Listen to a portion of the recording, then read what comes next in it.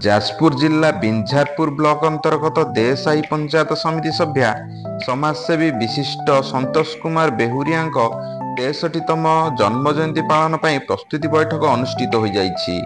ପ୍ରଥମେ ବୃକ୍ଷରୋପଣ, କମ୍ବଳ ବଣ୍ଟନ, କବିତା ପାଠୋତ୍ସବରେ କବିମାନେ ତାଙ୍କର ସ୍ୱରଚିତ ସ୍ୱରରେ କବିତା ପାଠ କରିବେ।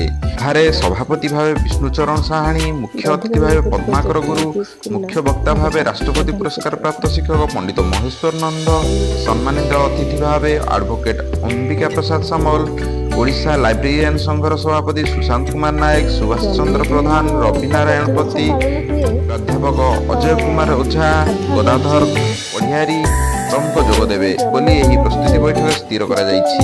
ଜନ୍ମଦିନଟାକୁ ମୁଁ ଗୋଟେ ନିଆରା ଢଙ୍ଗରେ ପାଳନ କରିବା ପାଇଁ ସବୁବେଳେ ପ୍ରୟାସ କରିଥାଏ। ଆଜି ନୁହଁ, ଆଗରୁ ମଧ୍ୟ ମୋ ଜନ୍ମଦିନରେ ଏମିତି କମ୍ବଳ ବଣ୍ଟନ। ଗୋଟେ କଥା ହେଉଛି, ମୋର ଗୋଟେ ଚିନ୍ତାଧାରା ଥାଏ ଯେ କିଛି ଗରିବ ଲୋକଙ୍କର ବା ସମାଜରେ ଯେଉଁ ସର୍ବହରା ବା ନିଷ୍ପେଷିତ ଲୋକମାନଙ୍କ ଆଖିରେ ଯଦି ଟିକେ ହସ ଆସେ ବା ସେମାନଙ୍କର ଆଶୀର୍ବାଦର ହାତ ଯଦି ମୁଣ୍ଡ ଉପରେ ରହେ, ତାହେଲେ ନିଶ୍ଚିତ ଭାବରେ ଆଗକୁ ଚଲାପଥ କୁସୁମିତ ହେବ। ଇଏ ଗୋଟେ ଅଛି, ସେମାନେ ହେଉଛନ୍ତି ତାଙ୍କର ଆଶୀର୍ବାଦ ମୁଁ କାମନା କରିବା ପାଇଁ ଏଇ ଗୋଟେ ନିଆରା ଢଙ୍ଗରେ ଏଇ କାର୍ଯ୍ୟକ୍ରମଟାକୁ ପାଳନ କରେ।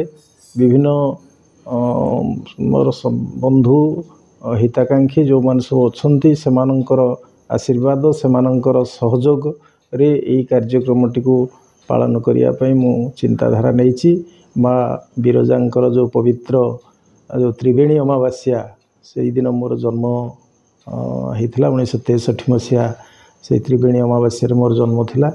ତେଣୁ ସେଇ ଦିନଟିକୁ ମନେ ରଖିବା ପାଇଁ ଏଇସବୁ କାର୍ଯ୍ୟକ୍ରମ ହାତକୁ ନିଆହେଇଛି। ସବୁବେଳେ ମନେ ରଖିବା ଦରକାର ଯେ ଜଣେ ଅବହେଳିତ ଲୋକ, ସମାଜର ନିଷ୍ପେଷିତ ଲୋକ, ଯାହା ମୁହଁରେ ଯଦି ଟିକେ ଖୁସି ଫୁଟେଇ ପାରିଲ, ଟିକେ ହସ ଫୁଟେଇ ପାରିଲ, ତାହା ହିଁ ହେବ ଜୀବନର ସବୁଠୁ ବଡ଼ କଥା ବୋଲି ମୁଁ ଆଶା କରେ। ସେଇ ଆଶା ନେଇ ପ୍ରୟାସ ଆରମ୍ଭ କରିଛୁ। ଆଗକୁ ଭଗବାନଙ୍କର ଯାହା ଇଚ୍ଛା। ଏତେ ଗୁଡ଼ିଏ କ୍ୟାପସନ୍ ସବୁ ପଢ଼ୁଥିଲୁ, ଯେମିତି 60 ଛୁଇଁଲା ନୂଆ ଜୀବନ ଆରମ୍ଭ ହେଲା। ତେଣୁ ମୋର ଅତ୍ୟନ୍ତ ପ୍ରିୟ ବଡ଼ ଭାଇ, ଜଣେ ରାଜନେତା, ଏକାଧାରରେ ଜଣେ ସଙ୍ଗୀତଜ୍ଞ ଏବଂ ବିଶିଷ୍ଟ ସମାଜସେବୀ ସନ୍ତୋଷ ବେହୁରିଆ ମହୋଦୟଙ୍କର 63ତମ ଜନ୍ମଦିନ ମା ବିରଜାଙ୍କର ଜନ୍ମଦିନ ଅବସରରେ ହିଁ ପଡ଼ିଥାଏ। ସେଥିପାଇଁ ତାଙ୍କର ଜନ୍ମଦିନକୁ ଆମେମାନେ ଚାହିଁଲୁ ଏ ଜନ୍ମଦିନଟିକୁ ଆମେ ପାଳନ କରିବା ପାଇଁ। ସେଥିପାଇଁ ଯାଜପୁରରୁ ସରୋଜ କୁମାର ସାହୁଙ୍କ ରିପୋର୍ଟ, ସ୍ୱରାଜ୍ୟ ଖବର।